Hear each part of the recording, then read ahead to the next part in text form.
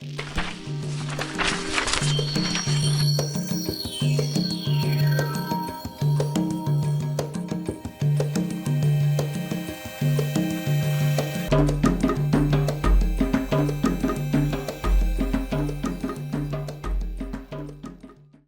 greatest value of any nation isn't in its gold or land, but the leadership it produces.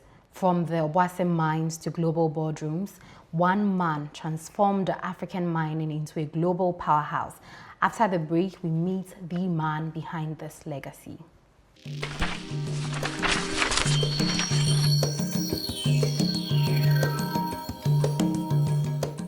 Our guest today is Sir Sam Jonah, one of Africa's most respected business leaders. And from his beginning as a young laborer in Obuasi to leading Ashanti Goldfields into a global powerhouse, his visionary leadership has shaped not only an industry, but a generation.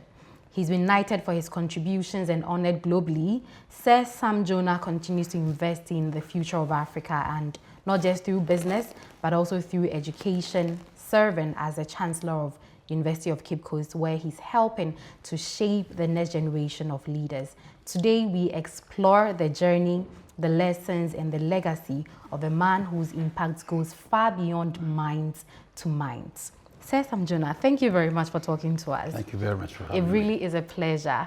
Same here. Great. Now, 76 years already, and you look as young as ever. Oh, really? Yes, you do. Thank you very much. What is the secret?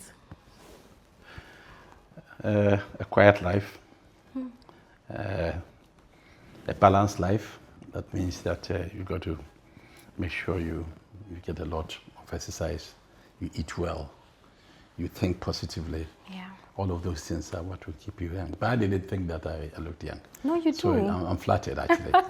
You do. Thank you once again. Now, I came across something interesting on the internet. I noticed that on the internet, you go by the name Samuel Jonah Kelvin. And in an interview, you had clarified that Kelvin has never been part It's of never the been name. my name. I was very surprised when somebody said that they have seen it on the internet. But you can see all sorts of things on the internet. Indeed. So I was re-christened. I was called Kelvin. So I'm not Kelvin. Great. But after all these years, I would like to find out if you've ever found out what came about that name, who even started it. I have no idea. I have absolutely no idea. Yeah. All right, thank you. Now, many people know you as a prominent business executive, but not only have you contributed to higher education, but you still continue to contribute to the success of higher education. And notably, you lead UCC. And this is an institution that time and time again has been ranked #1 in Ghana and in West Africa. What I'd like to know is how your expertise over the years has led to such significant contributions to the university. I wouldn't like to take personal credit for any of the fantastic accomplishments that the university has had. Tangentially, to the extent that I've been the chancellor, of course, I'm sure I would occasionally be credited with some impact that I made. I have been the vice chancellor of the university since 2001, the longest serving chancellor, and I have seen and worked with at least 4 vice chancellors. The university is exceptionally well endowed in terms of leadership. So it's been a real pleasure and privilege working with each of these vice chancellors who all come with their own visions, their own strategies. My job as the chancellor of the university is to help them, as it were, make sure that they stay current and that whatever they are producing from the university, when they go out there into the marketplace, they are marketable and they can make contribution to the development of this country and, of course, beyond. Great. Thank you very much. Now, let's take a trip down memory lane. You started your career working underground at the Obuasi mines, and it's something that only a few have experienced. Can you share a memory of those early days, something that stands out for you? You're quite right. I started working when I left the sixth form many, many years ago, way before you were born. 1969. 1969. I was promised a scholarship by the Ashanti Goldfields company in Obuasi to go and study mining engineering. I chose mining engineering amongst all the other professions that I guess I could have pursued, because at that time, most of the mines, certainly the gold mines, were being managed by expatriates, whites. And I saw an opportunity because I said to myself that one of these fine days, these people will leave. So, going by the physics, the principle in physics says, follow the line of least resistance, I decided I'll go that way. And it served me quite well. Before they confirmed the award of the scholarship, they said they had to decide, I had to prove that I had a physical aptitude to be able to do the job. Because at that time, we were working 1 mile down, humid, hot, dark, very dangerous. You came to terms with death literally every day. And so I had to do that for 1 year. And after that, once they thought that I had proven myself physically, the scholarship was then confirmed. But it meant I had to be a laborer. I had to learn how to use a shovel, I had to learn how to use a hammer, I had to learn how to drill holes, I had to learn how to blast. Wow. Important lessons were learned, because you remember that 1969, when I joined, all I had was my A-level certificate. And my A-level certificate will not teach you how to shovel. Indeed. It will not teach you how to use a hammer. So you have to learn at the feet of people who have been doing this things for years. Yeah. And almost invariably, these are people who have had no formal education, but are extremely wise. Sometimes we in our arrogance, we think that if you've not had formal education, then you are not wise. That is not true. But I had to be humble, because you had to be learning at the feet of these people who, on paper, you are well educated, but they are the people who can pass their skills on to you. Yeah. And to be able to get them to do that, you've got to show some humility. Yeah. So I learned an important lesson in leadership: being humble, being a servant. Great. Before you can lead anybody. Great. So yeah. Now, you mentioned that while you were working towards the scholarship, you had to work as a laborer. How long did it take? I did that for 1 year. 1 year? Yeah. It was a condition for the award of the scholarship that I work. And as I said, my colleagues had no formal education whatsoever. They were migrant workers who had come from the north, Niger, all the neighboring countries, and had come with no families. They were migrant workers to work. And as I said, you even learned how to learn their language. Yeah. Okay, well, you are widely known in the mining sector, but what I'd like to know is if it was a passion that you had right from the start, or it was something that probably just came to you once you started working in that No, I was field. opportunistic. As I said, I did, typically in those days, I mean, if you were reasonably okay with maths, I did physics, maths, physics, pure maths, applied maths, and further maths. So your line of development was to actually go and do engineering. And so, and unfortunately, at that time, 1969, only University of, now Kwame Nkrumah University of Science and Technology offered degree level engineering courses. Okay. And at that time, they offered very restricted courses in mechanical engineering, electrical engineering, civil engineering. Yeah. And I thought that if everybody else wanted to do that, everybody else at that time was heading towards going to work for VRA or Valco. And I saw that it is going to be very competitive out there. Everybody is heading in that direction. I'm not headish. I'm not somebody who just follows the crowd. So I was looking for an opportunity which others were not looking at. And as I told you earlier, the opportunity that came to me, the advantage, of course, was that I had been brought up in a mining town. So I saw all these white people who were, I presumed that they were mining engineers and all of that. And I said to myself, to the extent that, they are temporary workers, one of these fine days they will go. So we need to go in there. That's why I went. So I was being opportunistic. Great. Thank you very much. Sam Jonah, did you grow up in a rich home? No, I grew up in a comfortable home. A comfortable home. My father was a contractor, constructor. He was in the road construction business. And he constructed roads in Ghana. In fact, arguably, he probably would have been the first Ghanaian road constructor to have obtained a contract in Nigeria. So he was constructing a road in Nigeria. When he came back, he could speak Yoruba, which was very interesting. But yes, so it was very comfortable. And my mother was a businesswoman. Yeah. Yeah. Great. Now, I understand that after you completed your secondary cycle education in Adesadel College, you went to the UK, specifically to the Cameroon School of Mines, and then Imperial College of Science and Technology. I want to know how life out there was at the time when you were schooling and for the number of years that you spent out there. How was life? Oh, it was interesting. We were students, so typical student life. Having said that, at that time, UK was not that well developed. I mean, four of us shared a room in a landlady's house in those days, every student. There were not too many student hostels around, so we had to live with a family, or stay with a family. And four of us shared a room. And at that time, believe it or not, this is 1970. Okay. At that time, UK did not even have central heating. We used paraffins. So you were permanently coming down with a cold because you had kerosene, you're literally inhaling these things, and that is how, our rooms were heated, and it was very cold, of course. But what you find interesting was that we came from Africa, and where we place a lot of value on having a shower, having a bath every day. If you can get it, you get twice a day, you have your shower or whatever. So I showed up in this place, and as I said, four of us.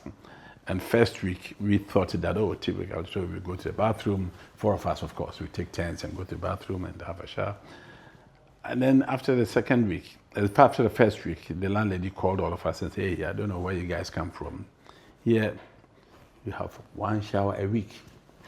So go and buy and introduce us to small, the small towels. Yeah, it says go and get the towels at Obuasi chemist. And then he said, that's what you do. You clean your armpit and clean your face, and that's it. We were traumatized. Because I can imagine. Having come from an environment where once in a week. Yeah, once a week. So once a week, you decide whether it's a Sunday or Saturday. Oh. Yeah. But fortunately, when school reopened, or when school opened, then we found out that the school had a big students' clubhouse where they had very powerful showers. We literally lived our lives in that place. Forgot about it. Yeah. It was quite a shock for us. Yeah, interesting story. Thank you for sharing. Now let's go back to your early career days. I know that a tragic collapse occurred that claimed a number of lives in your time. In fact, when you were speaking earlier, you actually said that almost every day you came in contact with dangers But I want you to recount that incident that occurred at the mining site. It wasn't just one incident, several incidents, because we lived with the reality of death every day. That was, unfortunately, I have put it that way because unfortunately, safety was not part of the culture of the companies at the time. You were just a statistic if you died. In fact, if somebody died underground, never attracted any headline in any of the Ghanaian newspapers at all. And you live in a town, you heard that, a mine collapsed. And then, only the 10 people died, and it was just, so fine, you had to come to terms with it. Wow. So I had several encounters of that nature. Situation is totally different now. Now people are a lot more conscious about safety and regulations and all of that, and join you to ensure that you do the right things. But at that time, as I said, it wasn't like that. My very first experience, I was working underground in charge of a small group of people who were drilling, about 8 of us. And in the other side of the working place, others were shoveling and using the hammer to break big rocks and all of that to produce the gold. And all of a sudden, the whole place went all dusty. And all you had was your cup lamp. Okay, it wasn't, you didn't have lamps like this, lights like this. So you turned and looked, and the whole place was filled with dust. And then you saw lying on the ground somewhere, cap lamps. So you walked towards the place, and people were screaming, crying, and all of that. Yeah. And miners are like soldiers; they don't leave people behind. Their colleagues are behind. So never mind the danger. We all rushed in and tried and see if we could save them. So we did what we could to save those who we could, and the others, of course, we had lost them. So one guy in particular, we rescued him. and we took him to what we call the shaft head. We took him to the lift the floor where he gets the lift to go to the surface. And as he got into the lift, he looked okay, except that from his private part there was a small, he was bleeding. So I didn't think much of it. So I got him there for him to be taken to the hospital. Came back to the working place. But as I was leaving, then he held my hand and said, Infante, thank you very much. You've done all you can. I was a very young guy, very young. He says, you've done everything you can for me. Thank you very much. So I just didn't think much of it and went back, and now we heard that he had passed. That troubled me, because that one I saw and I thought he had been saved. But others had died. So, but I don't want to go there, because there have been several of such encounters, and they were close encounters. And so one is fortunate that we came out of it. Yeah. But you mentioned that at the time, the safety wasn't really prioritized. Is it any better now? Oh, much better. It was not fashionable at those days.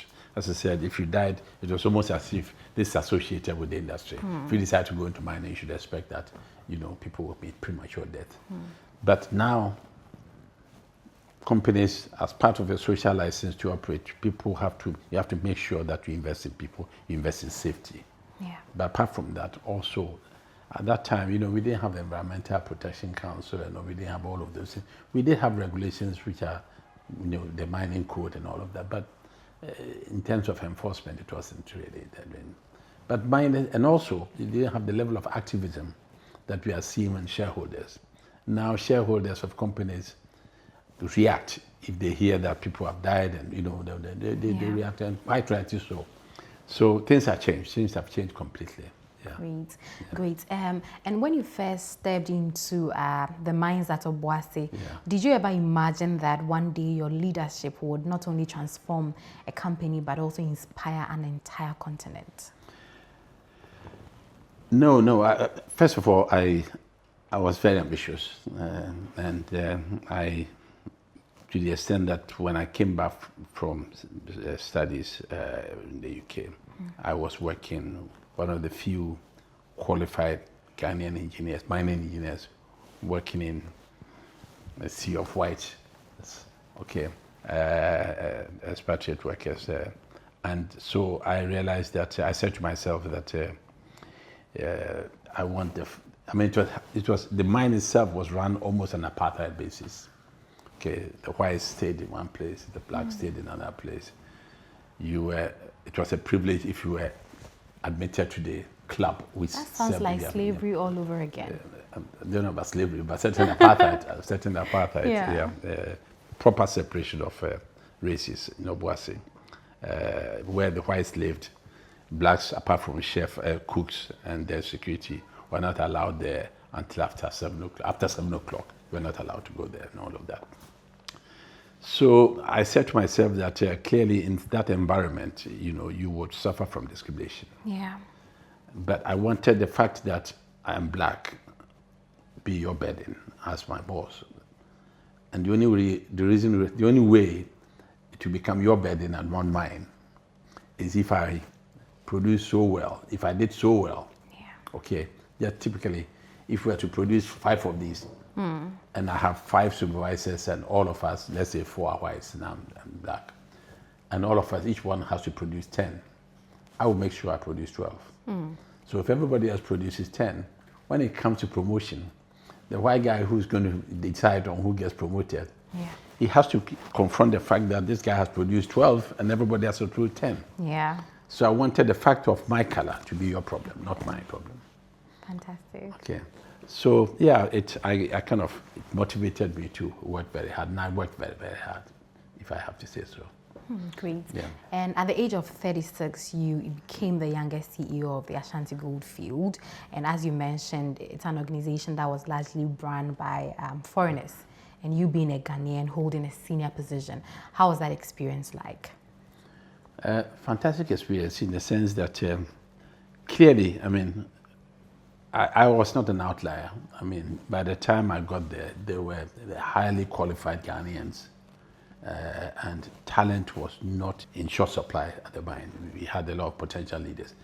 They did not have the opportunity. you had to open the doors for. You had to create the conducive environment for them to flourish. Now, but the key positions were being held by whites.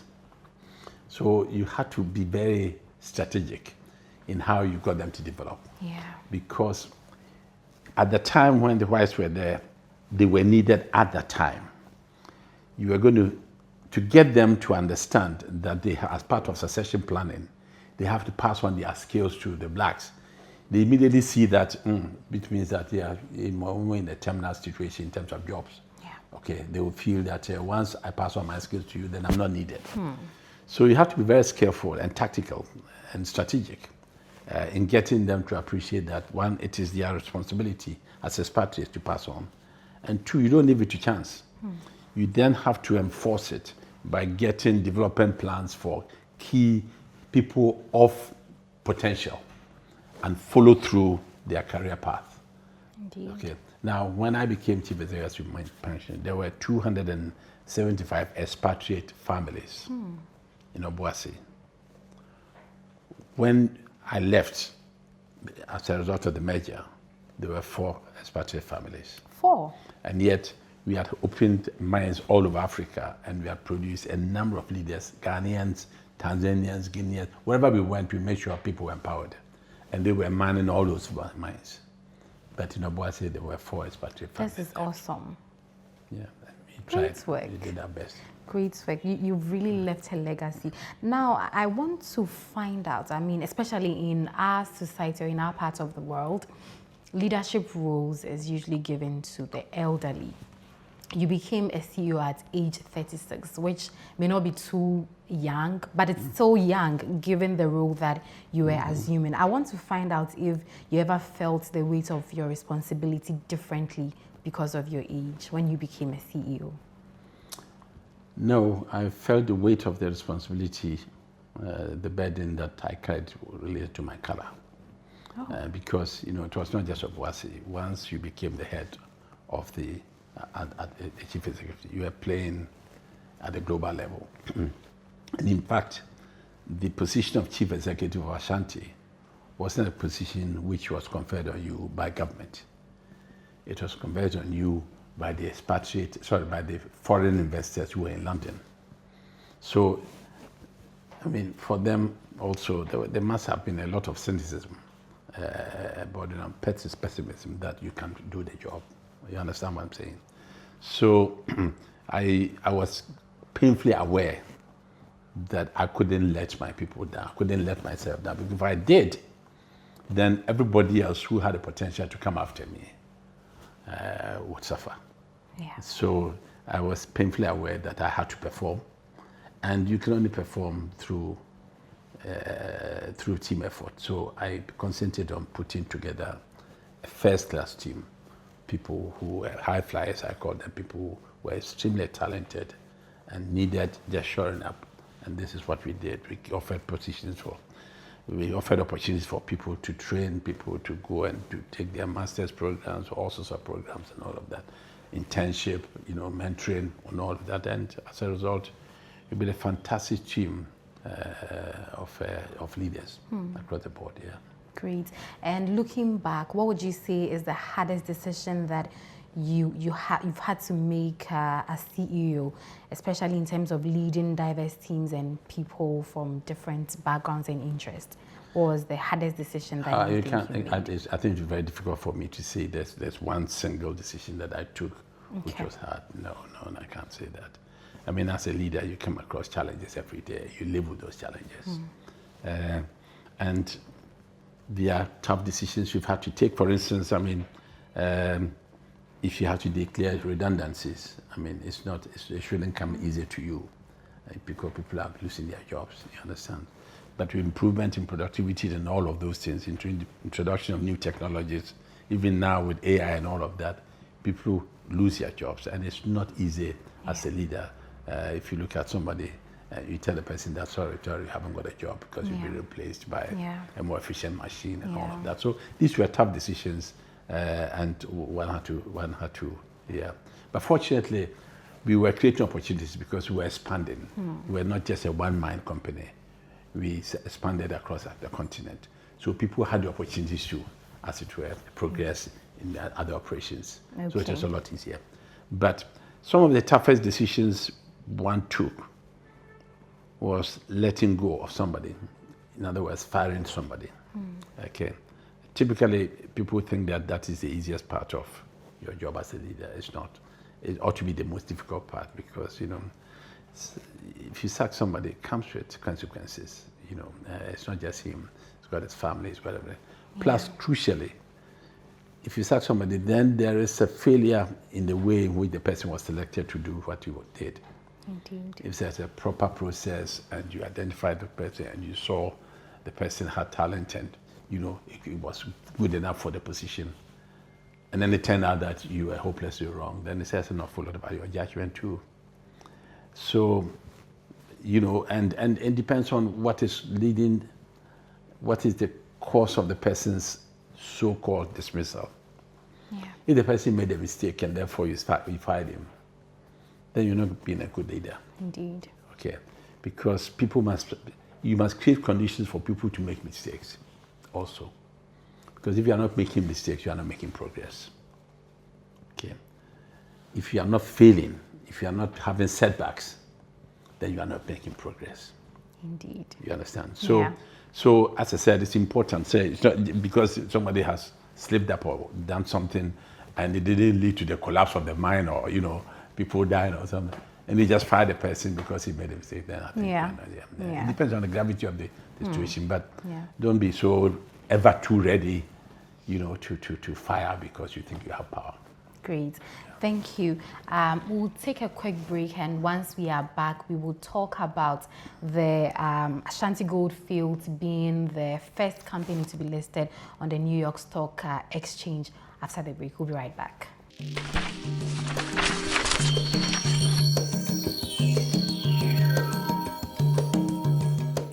Welcome back from the break, and this is Impact Stories, a show where we tell the stories of personalities. Today, we are highlighting the story of Sir Sam Jonah. So listing Ashanti Goldfields on the New York Stock Exchange was very historic. What I would want to know is if this was part of your goal when you were taking office as CEO of the Ashanti Goldfield. As you recall, I became CEO of Ashanti in 1986. At that time, Ashanti Goldfields was a one-mine company, Obuasi. Yeah. This was at a time when apartheid South Africa was very much, there as an apartheid country. This was a time when, because of geopolitics, the Cold War was on. So the Russians, the Soviet Union, the Americans, everybody else was vying, for Africa's assets. Yeah. But this was at a time also when there was a lot of nervousness, particularly in the US, about investing in Africa. So, apart from the potential that Obuasi itself had, I saw that clearly if the geopolitics got itself sorted out, apartheid was removed, they got rid of apartheid, then what will happen is that the other assets in Africa, good assets, will become available and attractive. So I thought that ahead of any of those things coming together, we will run and try and make sure that we lay our hands on those assets. So when the situation opens up, we are well positioned to take advantage of the change constitution. But before then, we had to make sure we clean up our act. Obuasi at that time was producing about 200,000 ounces of gold a year. And we saw a huge potential that if it was well resourced in terms of capital expenditure, in terms of exploration, in terms of modern technology, Obuasi could do it much better. So we came up with an Ashanti expansion program. So we raised significant capital from a consortium led by International Finance Corporation to modernize the mine. This was the very first time since 1986, when the mine started, that any debt had been taken by the company for modernization. So as I said, we raised significant capital. And as a result, our production, which was 220,000, by 1992, we were close to 1 million ounces. Wow. Okay. So having done that, then we said, okay, fine. Now we at least we have made sure that we have put this house in order.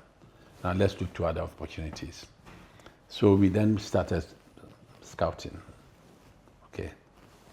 And we went to the Congo, we went to Angola, we went to Guinea, we went to Niger, Burkina Faso, Tanzania, all of those places to explore. And we then started through acquisitions to grow the company. So in the end, we ended up with 8 mines in about 7 African countries. Wow. Yeah. From one? From one. Yeah. In just Obuasi? Yeah, from Obuasi. Now, you cannot, if you want to expand, of course, you go back to your shareholders and ask them for funding. Yeah. Okay. But you don't, if you're looking at something significant, then you cannot continue burdening just your shareholders, because we were 2 shareholders. We had the Ghana government, and there was competing demand for the money that Ghana government had. They could put it in schools, hospitals, all of those things. And we had London, which was the other partner. Okay. So we persuaded them, the 2 partners, in 1994, that for us to realize the full potential of what we're seeing, we need an injection of significant capital. Yeah. And that means that that capital which will not come from the 2 of them, okay, necessarily. And that we needed access to the capital market. So they agreed. So Ashanti, being a private company from 1893, okay, Ashanti then became a public company. It was a private company up till 1994. We then went public with a listing in Ghana Stock Exchange, London Stock Exchange, and through acquisitions, Zimbabwe, Australia, and Canada.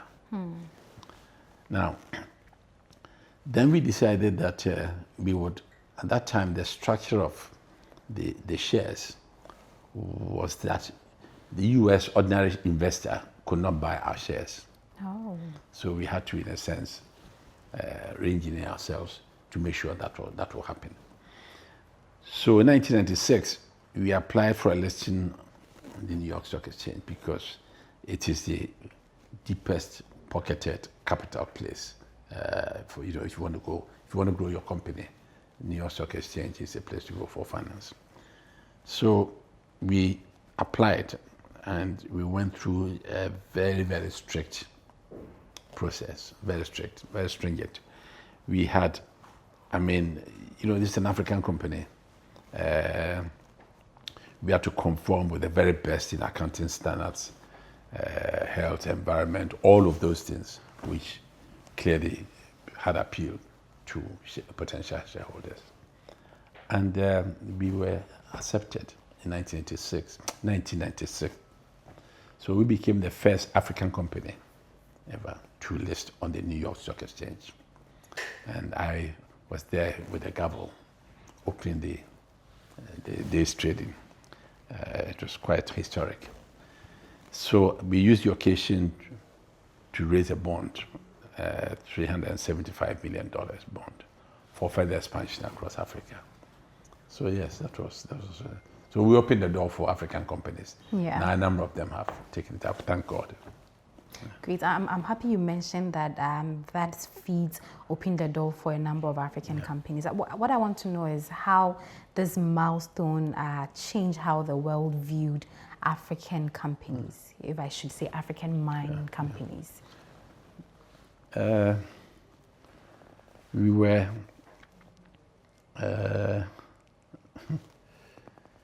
at the time when we listed, as I said, nobody from Africa, no company from Africa had listed.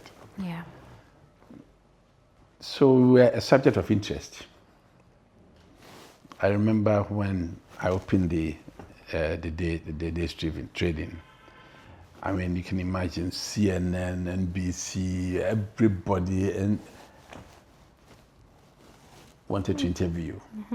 And some of the questions were interesting because they are questions which they would not ask of my colleagues if they were in America. Okay. Yeah, I'm sure you understand. So yeah, but I mean, we were motivated to ensure once again that we didn't let those who will come after us down, or companies which will come after us down. So we wanted to make sure that we met the highest possible standards of governance. That's what we did. Okay. Yeah. Okay. Now, I want to pick your mind on how Africa sort of manages its resources, natural resources. Essentially, Africa is very rich in resources, but then we often struggle with value creation. And so from your experience, what is the key misstep that you think we make in terms of managing our resources? I think the biggest challenge has been ownership.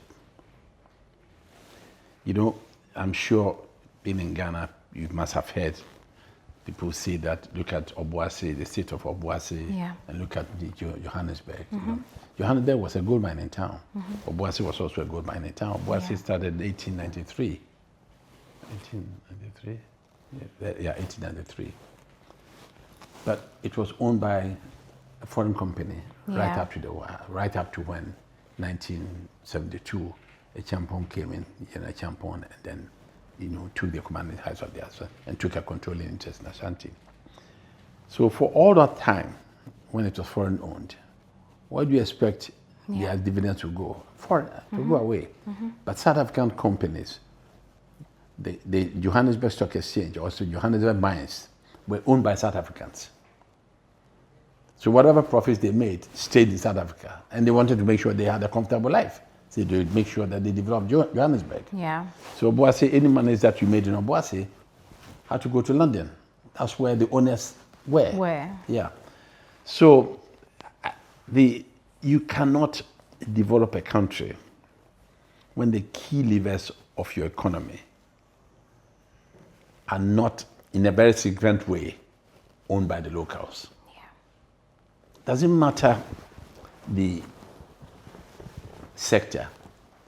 You cannot have a situation where if you look at Ghana, look at mobile telephony, you've got how many companies? You've got MTN, you've got Telcel, you've got all of them, I am sure, total Ghanaian ownership will not be up to 5%.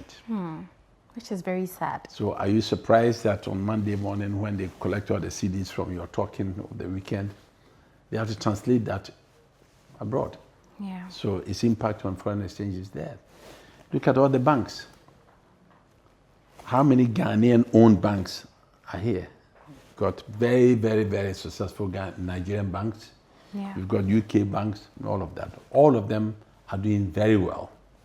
Ghanaian ownership, the banking level, not significant. Even those who were there were thrown out. You remember? Yeah. So you cannot, and if it comes to the mines, I took Ashanti when it was producing 220,000 ounces. We took it now when we listed to about 1.7 million ounces. Now, tell me, what shares did I have? Okay.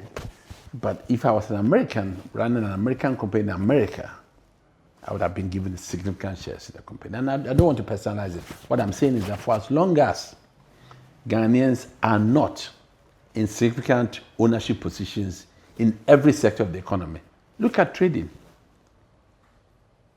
Look at your whatever shops. What do you call them? The big shops. What do you call them? The malls. Yeah, the malls. Who owns them? The Chinese. Yeah. Lebanese. So what is the Ghanaian ownership? And this is what constitutes. That's what makes your economy. And if your local people, in terms of ownership, their contribution is insignificant, no wonder your economy would always be on the ropes. Indeed. But do you ever foresee a time when this narrative would change? When Yes.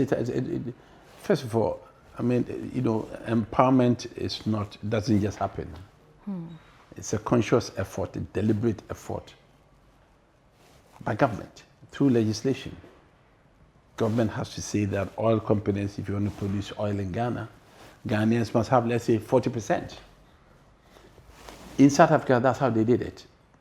after the end of apartheid, they said, black South Africans who are historically disadvantaged must have a certain percentage.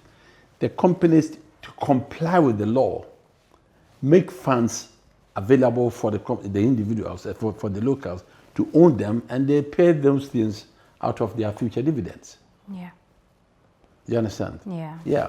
But you cannot sit there and expect that it will just happen that somebody will make money and say he's going to buy a significant part of Ashanti Goldfields or whatever. It doesn't happen. Great. Now, if you could advise Ghana today, what would be your top 3 practical actions to turn mining wealth into sustainable national development? First of all, 1, you must encourage empowerment. Local linkages in the economy must come with the operations of the mines. Okay, that means that you must ensure that inputs to the mines, you must insist that they are produced locally. When you came here, I was setting up and I was encouraging a company from Austria to come and set up a cyanide manufacturing plant here.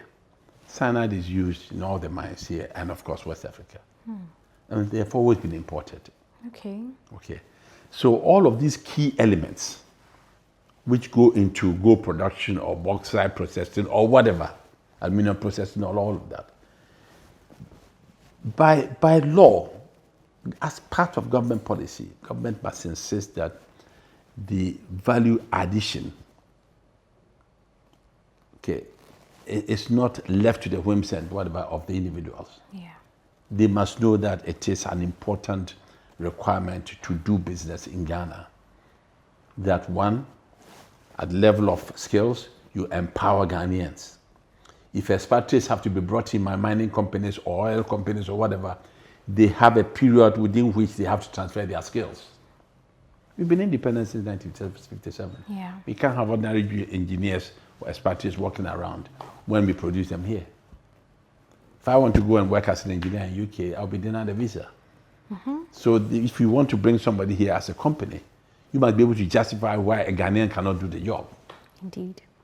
So it should not be left to the foreign investor to decide who it brings and who it doesn't bring. So that's 1 in terms of skills development, empowering the people to take charge and manage. Management must be real. They must have local people managing the organizations. 2, value addition. Okay. Whatever is produced here, to the extent that if you enhance it, you will get better price. It doesn't make sense. It's just like shaping of your cocoa beans. When if you know that if you converted it to cocoa butter, there's a significant value addition. Same goes for bauxite. But the same goes for lithium. If you have them in the right quantities, you must put in place measures, policies, which will ensure that the company themselves will see value in enhancing. Indeed. Yeah. Now, many argue corruption is endemic in African business. And so from your point of view, is it primarily a failure of leadership system or a blend of the 2? You said it's a blend of the 2. If the institutions are strong, corruption is minimized. Okay. If the institutions are not strong, if you cannot get justice, if you go to the court, that breeds corruption. Yeah. If you cannot get things done at the level of government, that breeds corruption. If as a people, you have a huge tolerance level for accepting that which you will not accept, it breeds corruption. If I went to somebody's office, let's say passport office, I want a passport, which is my right, and the person says, you have to give me $200 or whatever before I give a passport, and I give him the $200, I have not helped the situation. Because in any case, if I even go and report, if I know that the institutions which are there are not strong enough to be able to take that on, I would acquiesce. Yeah. And if you are acquiesced, you are complicit. Yeah, but you know, regarding the passport scenario that you cited, now a Ghanaian walks into a passport office and is asked to pay extra money to expedite things. I understand that if you make that payment, you sort of contribute to the problem. But if you do not, it could take months, it could take years, which would in the long run sort of affect you as an individual. Yeah, but what I'm saying to you is that if the institutions which are there to ensure that these things don't happen are not functioning, then yes. Yeah. Let's just say that you ask me for $200. I said, what do you mean? And I report to the boss. I write a letter, I'm a Ghanaian, I'm called Sam Jonah. I came here, applied, and I've been told to do this. Ghanaians are we tend not to want to do that. We don't report. That is the whole point. For how long can you continue doing that? And that perpetuates the nonsense that goes on.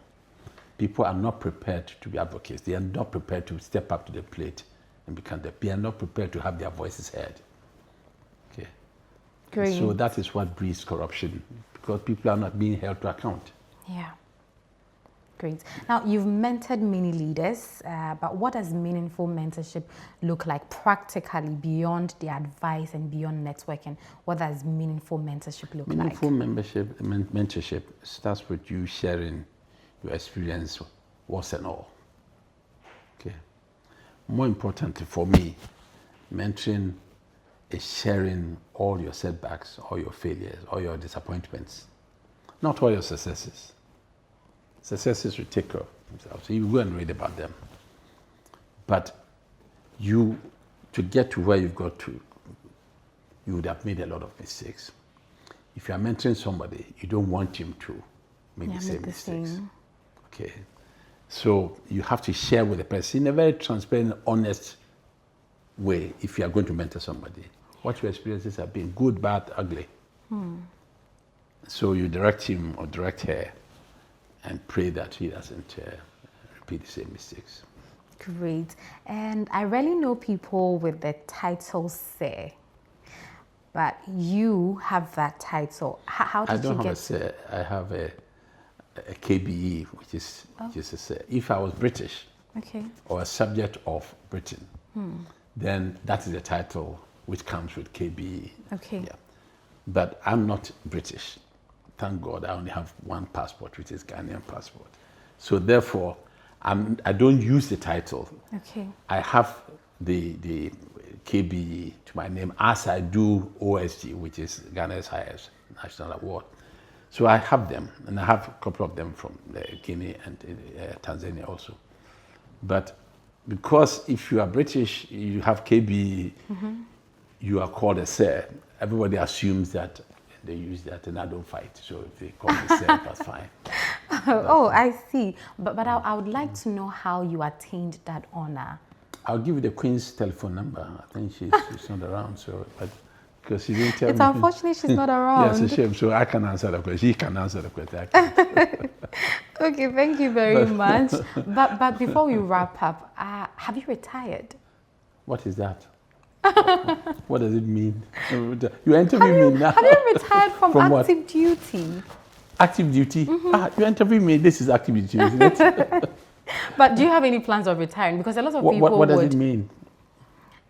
Retiring from your work, probably taking vacations, staying at home, relaxing, enjoying your legacy, your hard work, all these years. Do you have any plans of doing that? No. Oh. I'll continue doing what I'm doing. I'll continue mentoring people. I'll continue giving lectures. I'll continue investing. I'll continue advising governments and presidents and all of that until I drop dead. Thank you very much. And finally, what message would you like to share with young Africans who aspire to become successful business leaders like yourself? Have a vision, stay focused, and always focus on the prize. Okay. Everything else is noise. Okay. Okay. And know yourself. To thyself be true. You will know where your deficits are in terms of skills and work towards getting those skills. Great. Thank you so much for talking to us My on pleasure. Impact Stories. It's Thank really you. been a pleasure having this one-on-one with you. Essentially, you, our lovely viewer, please have a vision. So this has been the legacy of Sam Jonah. Thank you very much for watching. My name is Mamiukwa Utakwanyame.